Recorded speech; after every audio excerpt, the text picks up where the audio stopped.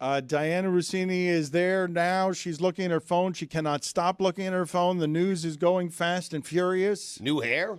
It is not new hair. What? No. It's looks different this week. It does not. It does not. It looks 2 weeks in a row. What do you mean? It looks wonderful. What are you guys doing? Why are you putting your hand over We're your not face? saying it doesn't look good. We said she looks great. You're saying not right. Good hairdo. Right. Diana, give me what you're finding most interesting about the football news. We've got to get right to it with you because there's a lot of stuff going on. Yeah, this is hotel hair. So I'm in Mobile, Alabama. I'm sitting on the floor of my hotel room right now joining you guys because you got the Senior Bowl this week. Do you guys know what that is? Mm-hmm. Yeah. Yes, say hi to Riley Leonard for me, Diana. Oh. So, yeah, it's I was actually just looking at the map. I didn't realize we were so close to the water. I just assumed I was like in the middle of America. I don't often take a look at where I'm actually going and thinking about it. But yeah, I'm here. It's great. A lot of Italians in Mobile. Really? So, Diana, hold on a second because I'm seeing sweep through the room there what looks to me from where I'm looking a whole bunch of people who have realized that Obama wasn't actually in a plane crash. Well, he's on this list. In 2008, he was aboard a plane that was involved in an on-the-ground collision with another plane. Yeah, this is not a plane doesn't crash. count. No. Yeah. I mean, technically, Gotta be in the air. Technically crashed. Gotta be in the That's air. terrifying. Fraud claim. 30,000 feet. That is a Yeah. crash. How do you not What see else the would other you plane? call it? It's like, What oh, look, else there's would you another call plane it? right That's there. a You crash. didn't survive That anything. is a plane Bender. crash. That's It's- probably an air traffic control issue. They're It is a probably plane telling crash. one to go one way and the other to go the other It's way. a plane accident. That's It's a ridiculous. plane- Insurance He did fraud. survive. A plane collided with another please, I plane. don't That's hear an that. accident. If you drive into a parked train, you Right. haven't been involved in a train wreck. Yeah, you haven't Put been it, hit by a put train. it, put it on the Do poll it at 30,000 feet. at Le Exactly. Batard Show. If you drive into a parked train, have you been Do it at in a, 30,000. hold on? Have you been in a train accident? Train wreck is better. Train wreck, thank you. You're welcome. And also, hey, train, do it at 30,000 feet Plane, yeah. at Le Batard Show. Ridiculous conversation. That is correct. To the Senior Bowl. You okay, Greg? Diana, I don't like Mobile. you. I don't like you being there. I think that you've gotten to a place in your career where you shouldn't have to go there, even with all the relationship building. I don't think that's a good job for you. I think it's beneath you. I don't think so. I disagree with you. I like coming down here because it's actually a pretty laid back environment where you have a lot of the scouts and coaches and general managers kind of just hanging out in their workout gear, watching practice with nothing to do all afternoon. So this is actually a busy few days for me to just catch up with everyone, kind of discuss what their plans are here for the off season. We've got obviously free agency coming up here. They've got the combine in a few weeks. So it's actually a convention of the losers, right? Because none of the teams that are actually playing this weekend, their people aren't here. It's like there's no one from the Chiefs here. There's no one from the Eagles. This is all those that are now the ones that have moved on and are already looking forward to next season. So while I think traveling and having to, stop in two different cities just to get here is beneath me, because I just don't like doing any of that. I do like being here. So. But from a professional standpoint, you like it because this is where relationships are strengthened. This is where relationships are made for you, correct? You have time to talk to some of these GMs, correct? Yeah, before I came back to my room here to join you guys, I was having breakfast with a couple scouts, and they were like, so, like, do you bring a notebook to practice and, like, just, like, keep track of what players are doing? I'm like, what? I don't even watch practice. What are you talking? I'm on TikTok the whole time for, like, the 2 hours those guys are out there, because I'm really just waiting for all the agents and the GMs and the coaches to wrap up from what they're doing. So I can talk to them about usually what they saw, what they like, which players stood out. And really, as much as this is about, like, the theme here and the feel here is it's about these upcoming players, no one's really focused on that. Everyone is talking about what's coming up next. And obviously everyone's talking about the Eagles and the Chiefs still. Can we play some sound for Diana of new Jags coach Liam Coen here? You tell me here as we go through some of these coaching hires what your reaction is to some of this stuff. Go ahead and play that clip, please. That's what this is about. Jacksonville, the community. Do Duval. How do we do this together? He didn't say that right. No, he really didn't. Creepy the way he said Wrong it. emphasis on the wrong syllabi. Yeah, he didn't do that right. The best part is in the video, his face, he thinks he's nailing it. No, does he? Like the smirk, like he's like, yeah. Like he thinks this is going to go viral for all the right reasons. Yeah, it was a bit sensual the way he said it, I thought. Let's play that again one more time. I do detect a hint, a dollop of sensual. That's what this is about. Jacksonville, the community. Duval. No, you know what? How do we do this together? It's a great question. They've been asking it for a lot of years there, buddy. No, please look at this again. I want you to look at just his face. I'm sorry, audio audience. Just look at his face and watch just his eyebrows. And you tell me what kind of confidence this man has. That's what this is about. Jacksonville, the community. Duval. How do we do this together? His eyebrows did a roller coaster. Diana, you saw it. It was the dance after. It was the shoulder, like. Yeah, shimmy in. The shimmy, like. Look, I hope we look back on this and it's not an Adam Gase moment. We look back on it and go, all right, he didn't nail that, but man, can that guy coach, because he's had quite the dramatic few days. Going, I don't know how much you guys know about how this all came together. I can do it real quick for you in about 40 seconds. But Tampa Bay Bucks wanted to bring him back as an offensive coordinator, made him the highest paid guy. Jacksonville wants to interview him for the head coaching job. They say, go do it. It's good experience. You're a young coach. Sit down with an owner, see what that's like. He comes back. He said, I think they really like me. They're like, oh, they can't like you too much. You need to stay here. You're our OC. You're going to stay here, right? Here's a new deal. We'll give you even more money to stay here.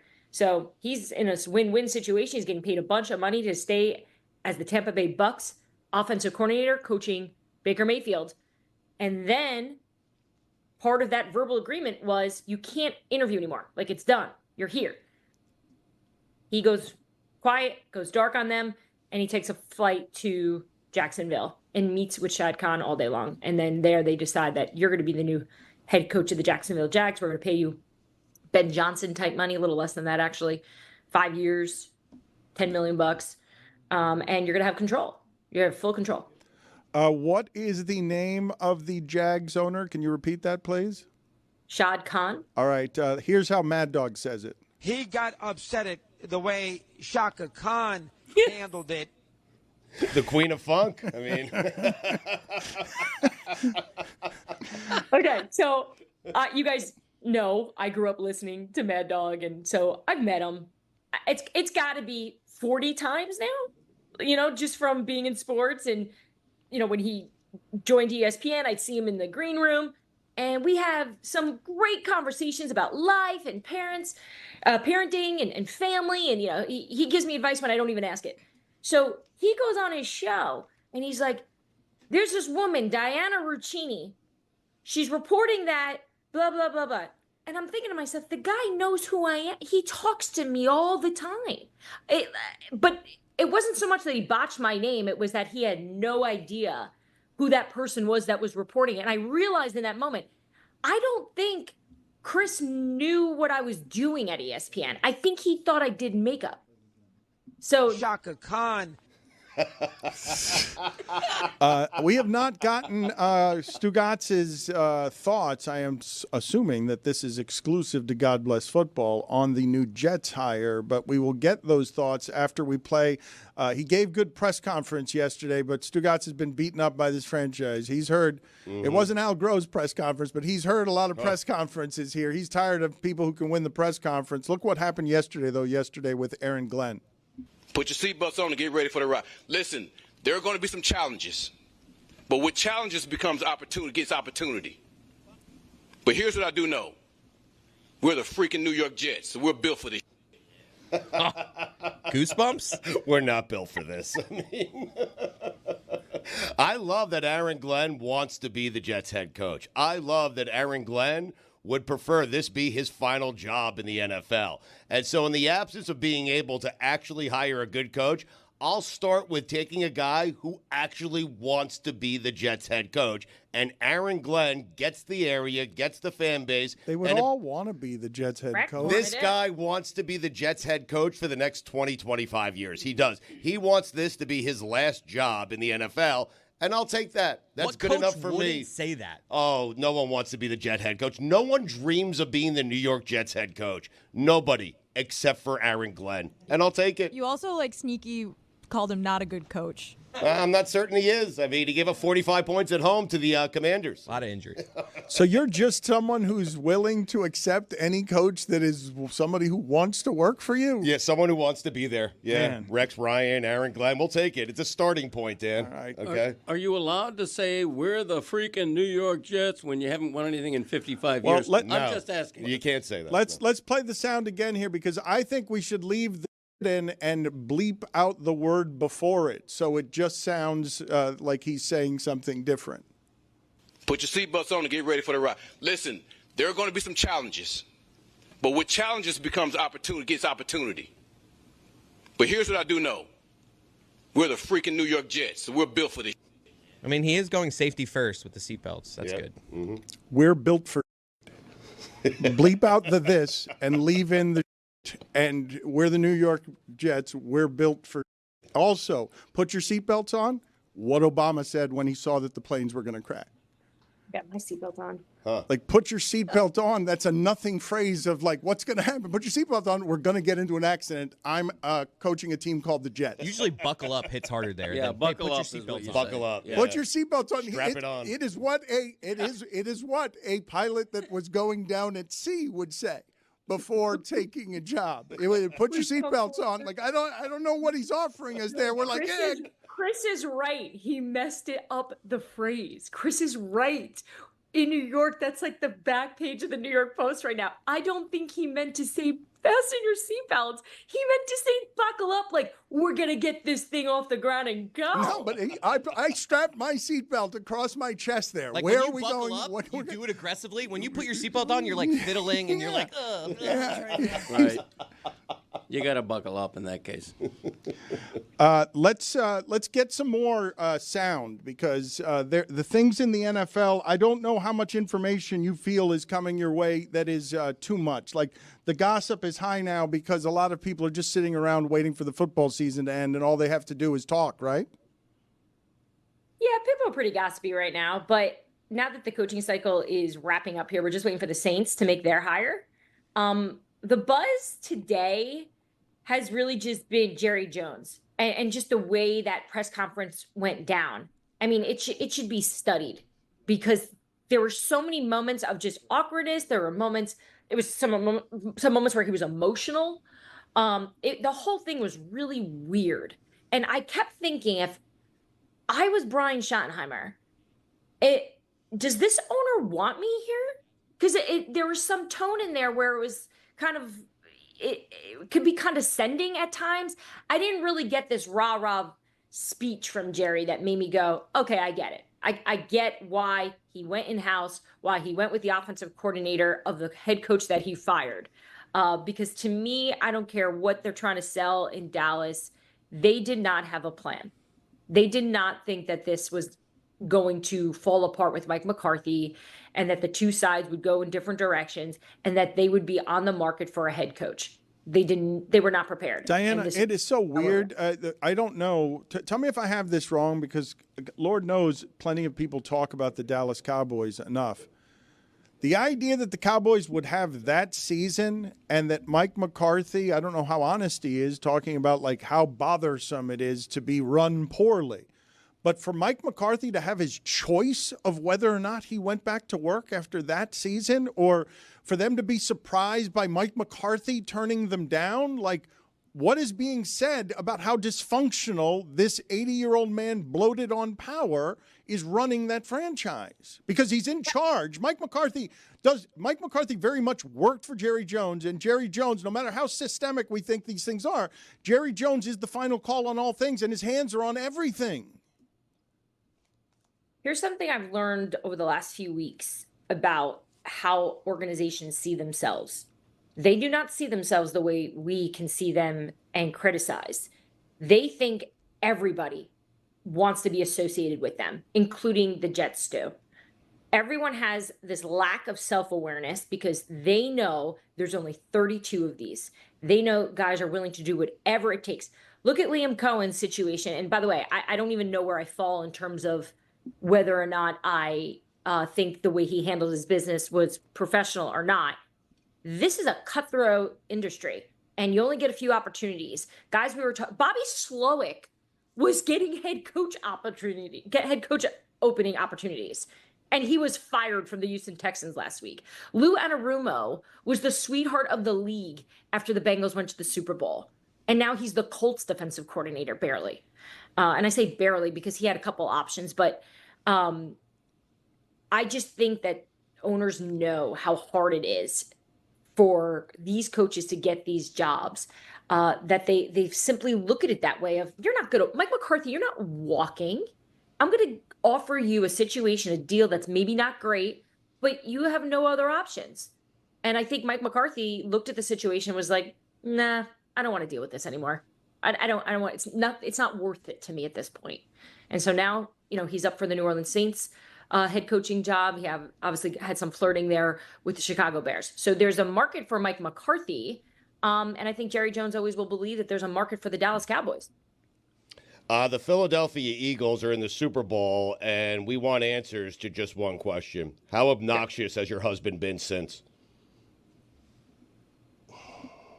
He's been great, actually. It Really? hasn't been too much.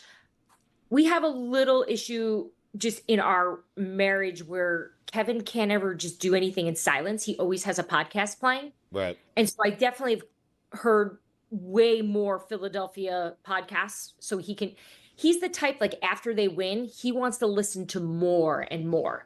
It's not like when they lose, he doesn't want to watch anything, doesn't want to listen to anything. The more they win, does he listen to yours? Does he listen to yours? Yes, he does. He does. So he gets up around 4. So he usually listens. We drop our show on Tuesday morning and Friday morning. So he listens to that first. But then he'll rip through Rosillos, he'll rip through Birds with Friends, Shio Kapata. I don't even know what they're called. I just know that it's all Eagles talk. But yeah, no, he's been good. But what is his appraisal of your podcast? Because it's very popular, and if he's comparing information, he's not just running around, he's trying to get more informed, right? It's not just celebrating the win. He also wants every dollop of information that he can get. So how does he rank you among the things that he's listening to? I've asked him that question, actually, because I look at podcasting as it's an honor that people take time knowing how busy everybody is and to put that in the schedule. And he has no reason to, I don't make him listen to it. In fact, 90% of the stuff I say on Scoop City every day, I tell him anyways over dinner or, just in casual conversation when we're talking about, stuff I'm reporting. So it's not like it's new intel. I don't know. He must like it. He listens to it. I think there's moments where he wants me to go harder because he knows how much I know about stuff, and I have to hold back because you guys understand the relationships in journalism and trying to protect the people that are giving me this information. So that's really the only stuff he picks on me for. He does get a little sensitive when I criticize some of Jalen's passing game. Like he thinks I go a little too hard. But this last show, I apologized to Nick Sirianni. I looked dead into the camera, picked the mic up right to my mouth, and I said, Nick Sirianni, I thought you stunk as a coach at the start of the season. You were stinky. I thought you were getting fired. I thought you lacked emotional intelligence. I thought he lacked horrible game management. He kind of just seemed like a kid that had the head coaching job, and Howie Roseman was smart enough to give him a bunch of adults around him like Vic Fangio and Kellen Moore. But somehow Nick Sirianni has figured out to stay out of the way. So I owe him a really big apology. But you also told us before anyone else was saying it, when they started the season slow, you told us that you knew them to be one of the good teams playing. I want to ask you this question before the Super Bowl. I don't know how you feel about this. I believe the Eagles are so loaded and at offensive line that in terms of where you'd rank Jalen Hurts on the offense, good at his job. Where does he rank number 1 to number 11 on that offense? Just good at his job. Jalen Hurts is 10, 9, 8, 7, 6, 5. Like where, because of what Lane Johnson is, for example. Lane Johnson is better at that job than anyone is at that job. He's probably number 1. Yes. Right. Yeah, Lane's number 1 at his job for sure. Saquon Barkley is number 1. A.J. Brown is number 1. I'd say Jalen's 3. I think the version of Jalen we just saw, that to me, if he can just continue to do that. And we saw him do this on the big stage the last time they went to the Super Bowl. If you guys remember, he was fantastic the last time they went. I had some concerns, though, about his ability to really find those receivers. We saw it. A.J. Brown's reading a book on the sideline because of how frustrated he was in the passing game. So I just think the fact that he was let loose a little bit, and I think Nick Sirianni or Kellen Moore was able to come up with a game plan to sort of take that pressure off Jalen and let him just let loose a little, which is really my bigger concern for them playing the Chiefs. Because I think if any team plays loose in these moments, in the bigger moments, it's the Kansas City Chiefs. I feel like they lean into it. So that's really my concern headed into the Super Bowl for the Philadelphia Eagles.